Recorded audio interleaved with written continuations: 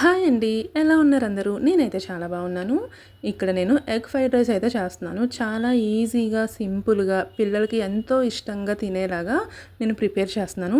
Video skip చేయకుండా last వరకు చూడండి.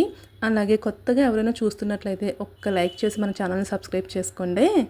ఇక్కడ నేను ఒక కడాయి స్టవ్ మీద పెట్టుకొని 2 టేబుల్ స్పూన్స్ వరకు ఆయిల్ అయితే వేసుకున్నాను. ఆయిల్ హీట్ అయ్యాక సన్నగా తరుక్కున్న ఆనియన్స్, క్యాబేజ్, క్యారెట్ ఈ 3 వేసుకొని చిటికెడు పసుపు వేసి బాగా కలిపేసుకొని ఒక 5 మినిట్స్ వరకు మూత పెట్టి దాన్ని వెజిటేబుల్స్ ఉడికేదాకా మగ్గనిచ్చుకున్నాను. అలాగే ఒక గుప్పెడు కరివేపాకు అండ్ కొత్తిమీర 2 కూడా కలిపి వేసుకున్నాను. వేసుకొని దాన్ని కూడా ఫ్రై చేసేసి ఒక 2 మినిట్స్ అటు ఇటు కలుపుకున్నాక ఇక్కడ నేను పచ్చిమిర్చి అయితే ఏమీ యాడ్ చేసుకోలేదు. మీరు పచ్చిమిర్చి తినాలి అనుకుంటే మీరు వేసుకోవచ్చు. నేనైతే స్కిప్ చేశాను. ఇక్కడ చిల్లీ సాస్ అయితే వేసుకుంటున్నాను పచ్చిమిర్చి ప్లేస్లోని. ఒక టేబుల్ స్పూన్ వరకు చిల్లీ సాస్ అయితే వేశాను. సో మిర్చి వేయకపోయినా కొంచెం స్పైసీగానే ఉంటుంది, అందుకని నేను ఇదైతే యాడ్ చేశాను. అండ్ ఒక టేబుల్ స్పూన్ వరకు సోయా సాస్. మీరు అనుకోవచ్చు ఇవన్నీ ఎందుకు యాడ్ చేయడం అన్హెల్దీ కదా అనేసి.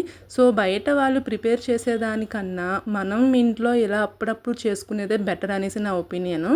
సో ఏం కాదు, డైలీ చేసుకోం కదండి, ఎప్పుడో వీక్లీలో వన్స్ అనమాట, అంతే. ఇలాగ చేసి పెడతాను అంతవరకే. సో ఏం కాదు, చేసుకొని తినండి.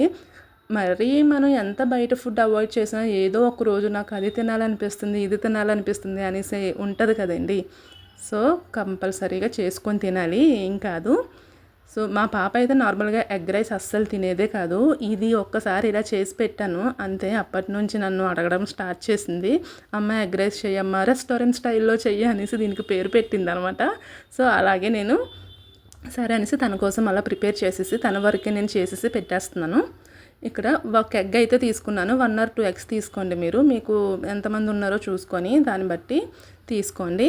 ఎగ్ కూడా చెదకొట్టి కలిపేసాక మూత పెట్టి ఒక 2 మినిట్స్ వరకు కాస్త ఫ్రై అవ్వాలి. ఫ్రై అయ్యాక ఒక చిటికెడు గరం మసాలా ఉంటుంది కదా, గరం మసాలా కూడా వేసేసుకోండి. గరం మసాలా వేసుకొని బాగా ఒక 2-3 మినిట్స్ బాగా ఫ్రై చేసేసుకోవాలి. పొడి పొడిగా చేసి పెట్టుకున్న రైస్ ఉంటుంది కదా, ఆ రైస్ను కూడా వేసేసుకొని ఇంకా రైస్ మొత్తం అందులో కలిసేలాగా అటు ఇటు కలుపుతూ ఉండండి. టేస్ట్ మాత్రం నిజంగా చాలా బాగుంటుంది, ట్రై చేయండి. పెద్దవాళ్ళు చేసుకొని తినేలాగా అయితే యాస్టీస్గా అన్నీ వేసుకోండి. పచ్చిమిర్చి కూడా ఎక్కువ వేసుకోండి. దాంతోపాటు ఒక గుప్పెడు కొత్తిమీరతో పాటు పుదీనా కూడా యాడ్ చేయండి. ఫ్లేవర్ సూపర్ ఉంటుంది అనమాట. ఒక 1/2 టేబుల్ స్పూన్ వరకు మిరియాల పొడి, అంతే. చాలా స్పైసీగా మనం కూడా ఎంజాయ్ చేయొచ్చు. సో వీడియో చూస్తున్నారు కదా, సో స్కిప్ చేయకుండా ఒక్క లైక్ చేసి మన ఛానల్ని సబ్స్క్రైబ్ చేసుకోండి. తింటారా మీరు కూడా? తినేసేయండి మరి, ఆలస్యం ఎందుకు. Bye bye.